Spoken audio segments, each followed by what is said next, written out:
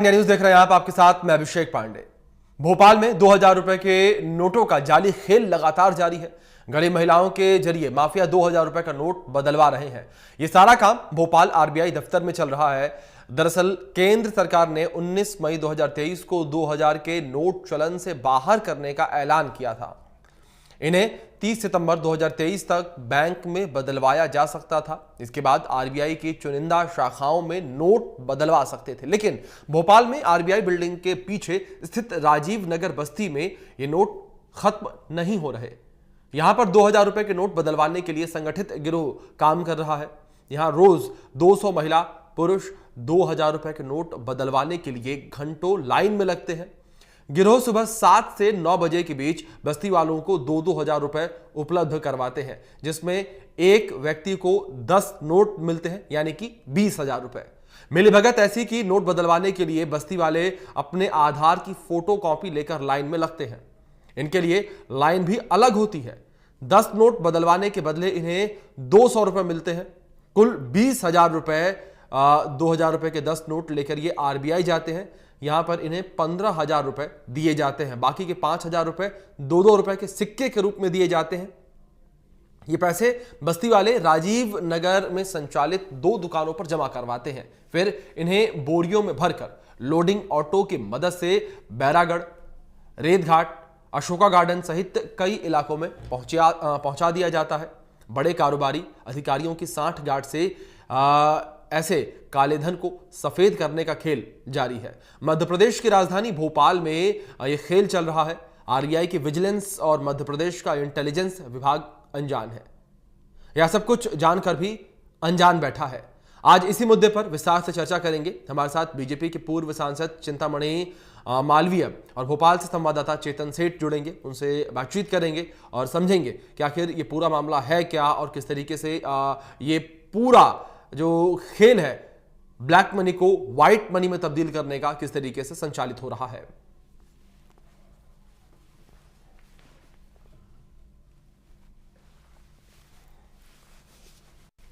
ये बड़ा गंभीर विषय है कि किस तरह से महिलाओं को लाइन में लगा के आरबीआई से 2000 के नोट बदले जा रहे हैं।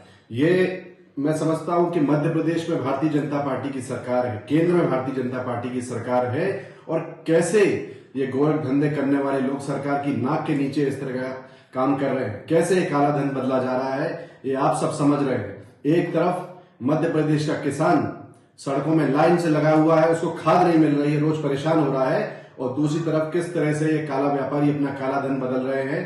ये बहुत गंभीर विषय है। सरकार को इस पर सख्त कार्रवाई करनी चाहिए ऐसे लोगों पर, और यदि कार्रवाई नहीं होती है तो ये विषय और ये सवाल सरकार के ऊपर भी खड़े होते हैं कि आपके नाक के नीचे कैसे ऐसा काम चल रहा है और आपको पता नहीं चल रहा है।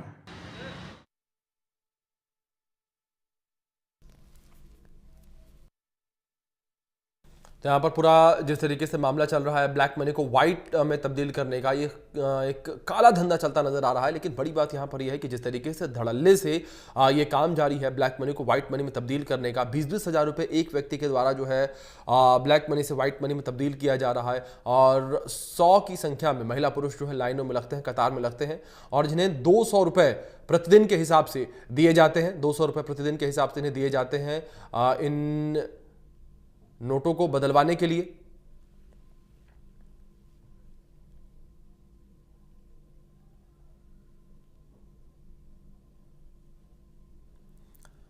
तो यहां पर ये पूरा गेम जिस तरीके से चल रहा है, इसको लेकर जिस तरीके से लगातार तमाम जानकारियां भी सामने आ रही है, लेकिन उसके बावजूद प्रशासनिक अमला कहीं ना कहीं इससे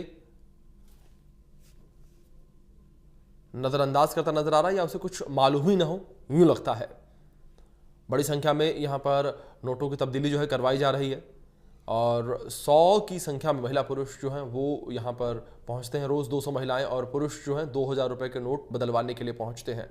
और इस बीच ज़्यादा जानकारियों के साथ हमारे सहयोगी चेतन सेठ जुड़ गए, सीधे उनका रुख करेंगे। चेतन, मैं आपका रुख करूंगा। और जिस तरीके से चेतन लगातार एक बड़ी जालसाजी का पर्दाफाश आपने किया, जिस तरीके से आप ग्राउंड जीरो पर पहले भी पहुंचे थे, और जो तस्वीरें हमने देखी थी, हमारे दर्शकों को आपने वो तस्वीरें दिखाई ग्राउंड जीरो से कि किस तरीके से ये अवैध एक धंधा चल रहा है, किस तरीके से ब्लैक मनी को व्हाइट मनी में तब्दील करने का ये गेम चल रहा है। क्या कुछ जानकारियां ताजा तौर पर मिल पा रही हैं आपको भी फिलहाल, जिस तरीके से आप मौके पर पहुंचे थे, देखा था हमने वहां पर जो अधिकारी थे मौके पर, जो सिक्योरिटी की टीम थी, उस टीम ने भी आपके साथ धक्का मुक्की की थी।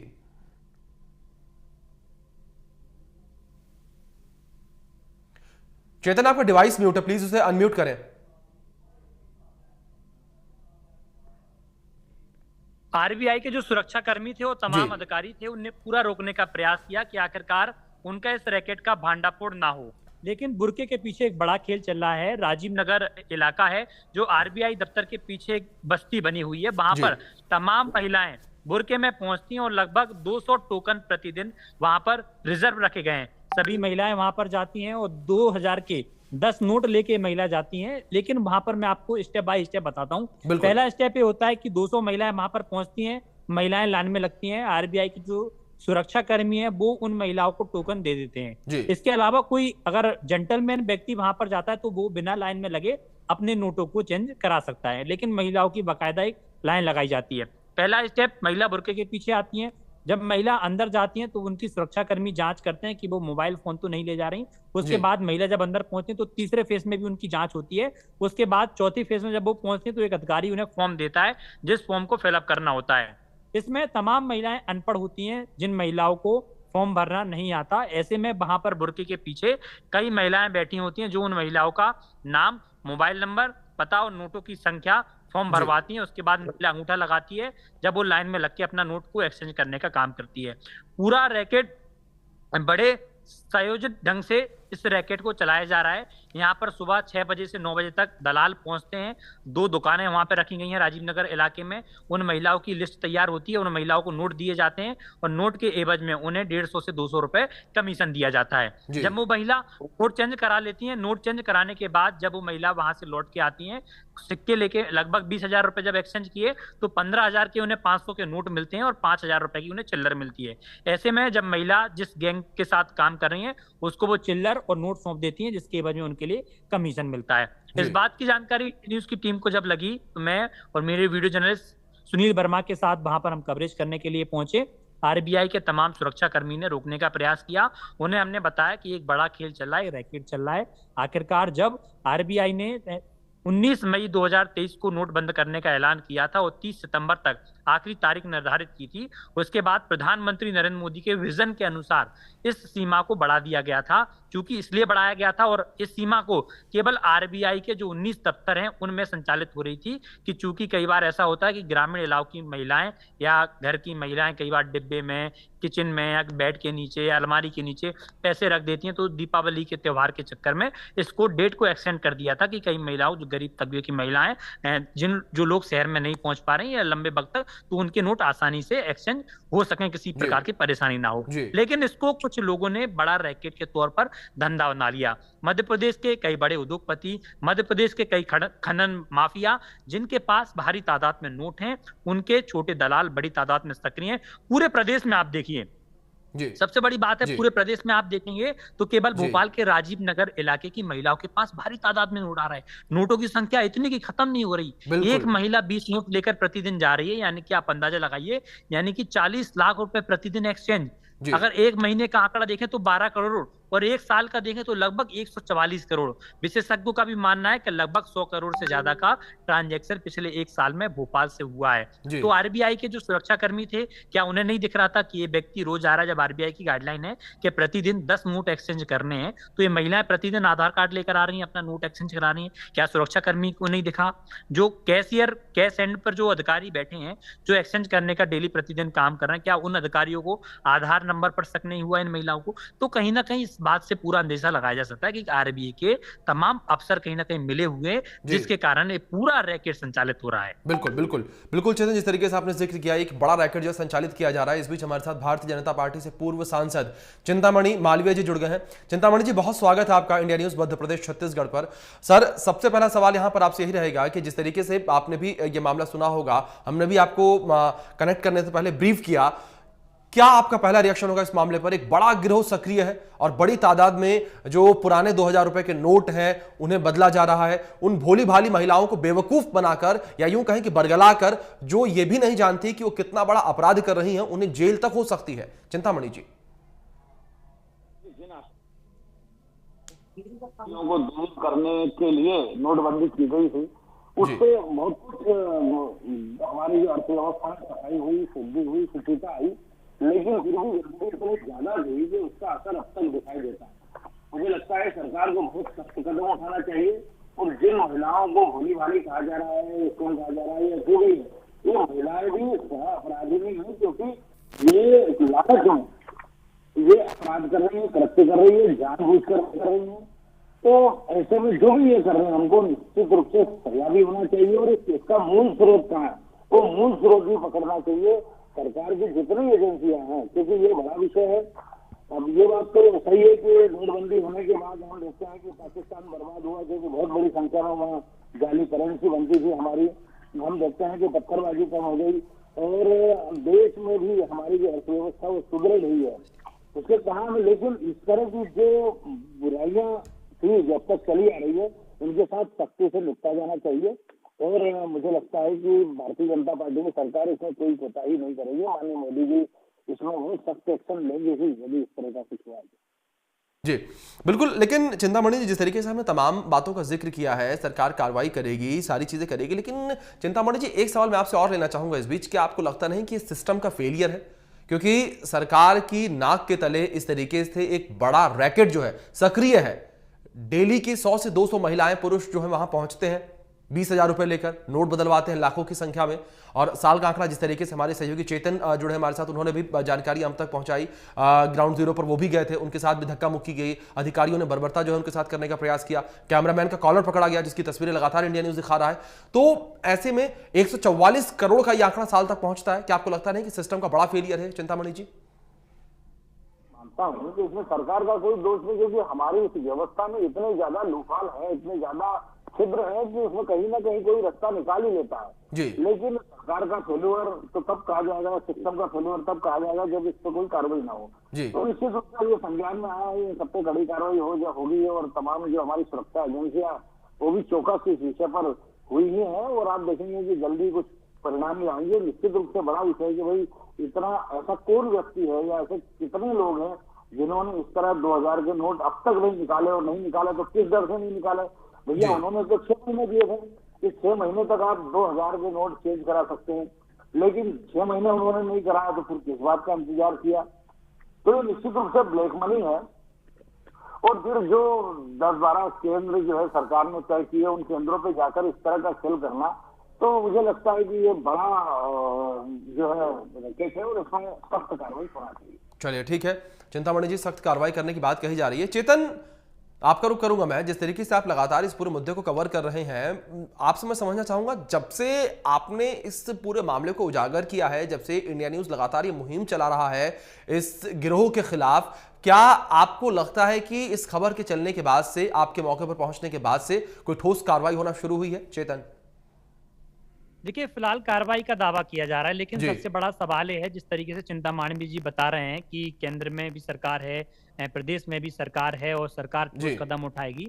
आखिरकार ठोस कदम कब उठाएगी? जब पूरा नेक्सस, जब पूरे नोट को एक्सचेंज करा लेगा तब उठाएगी। 1 साल से गिरोह पूरी तरीके से सक्रिय है।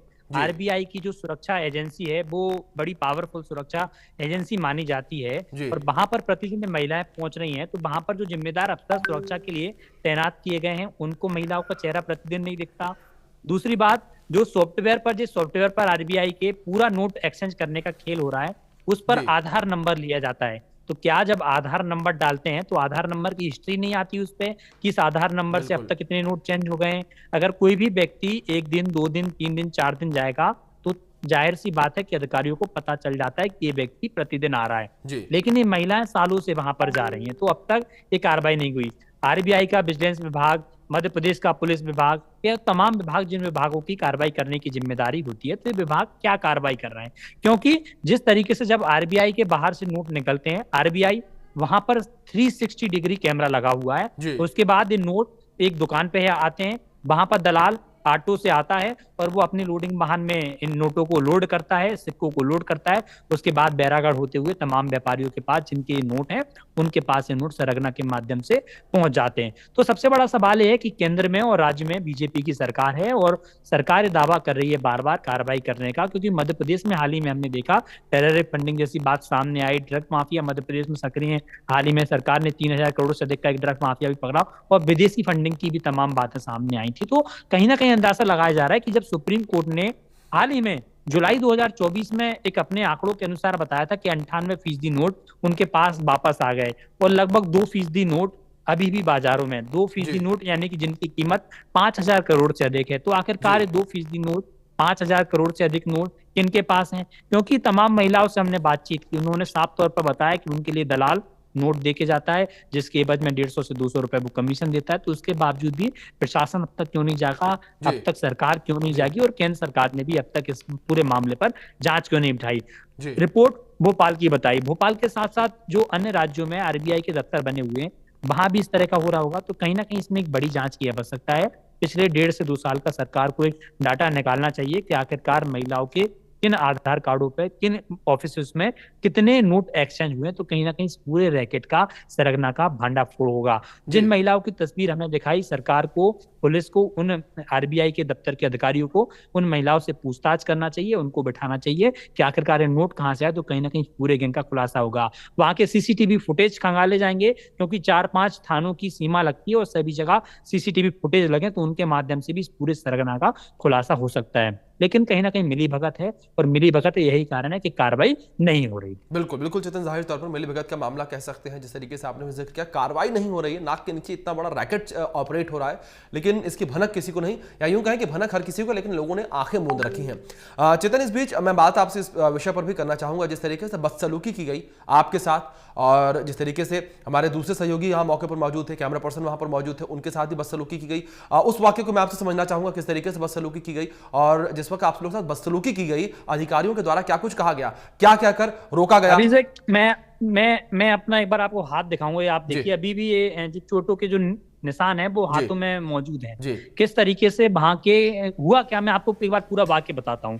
मैं वहां पर पहुंचा, महिलाओं से मैंने बातचीत की, महिलाओं ने ऑन कैमरा सारी चीजें बताई और मैंने वो सारी चीजें महिलाओं से रिकॉर्ड की कि आखिरकार किस तरीके से पूरा खेल चल रहा है। आरबीआई के वहां पर तमाम सुरक्षा गार्ड मुझे रोकने के लिए आए कि आप आरबीआई के फुटेज नहीं ले सकते, ये नियम अनुसार है। तो मैंने उन्हें बताया, मैंने कहा आरबीआई के फुटेज लेने नहीं आया हूँ बल्कि मैं यहाँ की भीड़ दिखाने के लिए आया हूँ, बल्कि यहाँ पे एक स्कैम चल रहा है, उस स्कैम को एक्सपोज करने के लिए आया हूँ। वो अफसर जो वहां पर सुरक्षा के लिए गार्ड तैनात थे वो अपने आला अधिकारियों को बुला के लाए तो उनने मुझे रोकने का प्रयास किया कि आप यहाँ पर कवरेज नहीं कर सकते। बार बार उनको बताया, आग्रह किया, उसके आग्रह करने के बावजूद भी वो नहीं माने।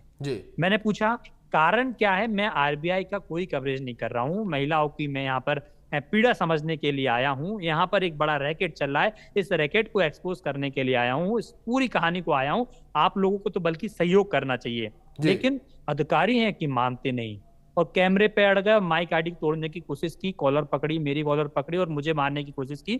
बार बार धमकी दी गई कि आपको एफआईआर करा देंगे। जब मेरे द्वारा वहां पर पुलिस बुलाई गई, पुलिस ने भी मेरा कैमरा चेक किया तो पुलिस ने भी कहा कि कोई गलत नहीं कर रहा, इंडिया न्यूज वाकई में एक एक्सपोज करने के लिए यहाँ पे आया है और उसने आरबीआई की जो गाइडलाइन के अनुसार आरबीआई का दफ्तर इस तरह का कोई भी रिकॉर्ड नहीं किया। लेकिन अधिकारी माने नहीं, वो कह रहे हैं महिला की भी आपको जो आपने रिकॉर्डिंग की है उसको भी डिलीट करना होगा और जो आपने वहां पर पीटीसी वॉक थ्रू किया वो भी डिलीट करना होगा, यानी कि आरबीआई में चल रहा है खेल को आप एक्सपोज करोगे नहीं। मैंने पूछा आप क्या दलाली कर रहे हो, आप बताएंगे नहीं, आप पर्चे नहीं देंगे? तो उन्होंने अपना आईडी कार्ड भी उल्टा कर लिया और लगभग 1 घंटे तक बहसबाजी होती रही, लेकिन माने नहीं, इन्हें अपना पर्चे नहीं दिया। अफसरशाही इतनी हावी थी कि उन्होंने अपने 2 अतिरिक्त अधिकारियों को और बुलाया और पकड़कर मुझे जबरदस्ती अंदर ले जाने की कोशिश की गई, मेरे आईडी कार्ड का फोटो लिया और बार बार धमकी दी गई कि अगर आप ये फुटेज चलाते हैं, इस वीडियो को चलाते हैं तो हम एफआईआर करके जेल भेजेंगे और आपको नोटिस भेजेंगे। मैंने कहा आपको जो करना है वो आप करो, मैं गलत नहीं हूँ और इस भांडाफोड़ को तो मैं एक्सपोज करके रहूंगा और आपकी जो मिली भगत है उसको भी एक्सपोज करूंगा और पूरी दुनिया के साथ, जनता के साथ आपका पर्दाफाश करूंगा। तो कहीं ना कहीं अधिकारियों को संदेह है और यही संदेह माना जा रहा है इंडिया न्यूज के खुलासे के बाद। कहीं ना कहीं वो अधिकारी अब नजर नहीं आ रहे। आखिरकार वो अधिकारी कौन थे, अपना परिचय क्यों नहीं दे रहे थे, कवरेज क्यों नहीं करने दे रहा था, क्या उन अधिकारियों की भी भूमिका है, ऐसे तमाम सवाल होते हैं। बिल्कुल चेतन, तो कहीं ना बिल्कुल जिस कहीं इन तरीके से आपने सवालों जिक्र का किया, आरबीआई कई को सारे जवाब सवाल इस वक्त खड़े होते हुए नजर आ रहे हैं चेतन। और जिस तरीके से पत्रकारों के साथ बर्बरता ये की गई, ये भी अपने आप में कहीं ना कहीं निंदनीय चेहरा, उदासीन चेहरा जो है प्रशासन का देखने को मिला। और हमारे साथ चिंतामणि जी लगातार जुड़े हुए हैं, पूर्व सांसद बीजेपी से। चिंतामणि जी, मैं आपका रुख करूंगा। आपने सुना हमारे सहयोगी ने किस तरीके से जिक्र किया कि जब वो ग्राउंड पर पहुंचे रिपोर्ट करने के लिए इस पूरी खबर को, किस तरीके से उनके साथ बर्बरता की गई। आपने जिक्र किया कि जीरो टॉलरेंस की नीति से हम लोग काम कर रहे हैं, और जहां जीरो टॉलरेंस की नीति से काम होने की बात कही जा रही है, और वहां पर जब प्रशासन के सामने इतने बड़े रैकेट का भांडाफोड़ करने के लिए एक पत्रकार पहुंचता है, तो उसके साथ इस तरीके से बर्बरता की जाती है। देखिए, निश्चित रूप से कुछ चीजें जी छुपाई जाती है तो वो उसके पीछे कुछ गलत इंटेंशन ही है। जी और यदि उन्होंने कवरेज करने से रोका है, तय माना चाहिए कि वो इस पूरे पैकेट में शामिल है, क्योंकि किसी को भाई जो गलत बात इस प्रकाशन से रोकने की कोशिश की जाती है। जब आप गलत कर रहे होते हैं तब आपके मन में डर होता है कि भाई ये ज्यादा इसका प्रकाशन में न जाए, लोगों को नहीं मालूम पड़े, तो वो अपने आप में ही गलत चीज है। अगर ये रोक रहे हैं तो ये भी कहीं ना कहीं अपराधी है, इनका भी पता लगा करके इस पर कार्रवाई होना चाहिए। आरबीआई की शिक्षा का अलग सवाल है, और ये जो कुछ चल रहा है, जबकि उन्हें सहयोग करके और उन सबसे नाम भी उन्हें नोट चेंज करना है, यदि वो सही है तो निश्चित रूप से किसी निष्कर्ष से इनकार करा जा सकता है। इस पर कड़ी कार्रवाई होना चाहिए। जी बिल्कुल चिंतामणि, जिस तरीके से आप जिक्र कर रहे हैं, हम उम्मीद यही करेंगे कि जो कार्रवाई की बात कही जा रही है वो दावे केवल दावे न रह जाए, जमीनी स्तर पर भी कार्रवाई देखने को मिले। और जिस तरीके से एक बड़ा रैकेट ये ऑपरेट किया जा रहा है, नकली ब्लैक मनी जो है, ब्लैक मनी को व्हाइट मनी करने के लिए, इस रैकेट का भांडाफोड़ हो सके। चिंतामणि जी, बहुत शुक्रिया आपका, आप जुड़े हमारे साथ, आपने अपना कीमती वक्त इंडिया न्यूज मध्य प्रदेश छत्तीसगढ़ को दिया। चेतन, आपका भी बहुत शुक्रिया, आप जुड़े। और चेतन, लगातार आपसे भी हम यही आग्रह करेंगे कि आप लगातार जिस तरीके से कवरेज कर रहे हैं, इस एक रैकेट का भांडाफोड़ करने का प्रयास कर रहे हैं, लगातार आप उसमें लगे रहें। और जिस तरीके से एक उदासीन चेहरा प्रशासन का भी यहां पर देखने को मिला है, आरबीआई अधिकारियों का मौके पर जो एक उदासीन चेहरा देखने को मिला, वो एक कहीं ना कहीं चिंता का विषय है कि इतना बड़ा रैकेट ऑपरेट किया जा रहा है, लाखों करोड़ों के नोट बदले जा रहे हैं, लेकिन उसके बावजूद किसी तरीके की कोई कार्रवाई होती नजर नहीं आ रही। और जब एक जिम्मेदार व्यक्ति, एक जिम्मेदार पत्रकार मौके पर पहुंचकर इस पर कार्रवाई करने की बात करता है, इस पूरे खेल को उजागर करने का प्रयास करता है, तो उस पर हमला किया जाता है, कॉलर पकड़ा जाता है, जिसकी तस्वीरें लगातार इंडिया न्यूज आपको दिखा रहा है। फिलहाल इस बुलेटिन में इतना ही, बने रहें इंडिया न्यूज के साथ।